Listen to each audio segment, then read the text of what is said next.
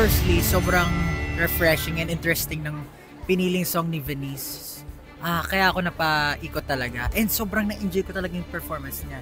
Parang katulad nga na sinabi ko, nabuhayan talaga ako ng dugo dun sa performance niya. And parang kapag nakakadinig kasi ako ng artist na ganun, ang dami na pumapasok sa isip ko kung paano ko aregluhin yung piece niya, yung mga ganun, kung paano ko pa mapapaganda. Pero it was a good battle between the four coaches.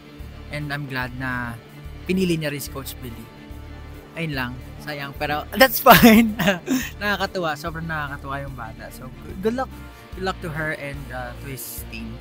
To her team, Coach Billy. Alam ko nang hindi naman nasad ako, pero I'm just happy na na-enjoy ng four coaches yung performance niya.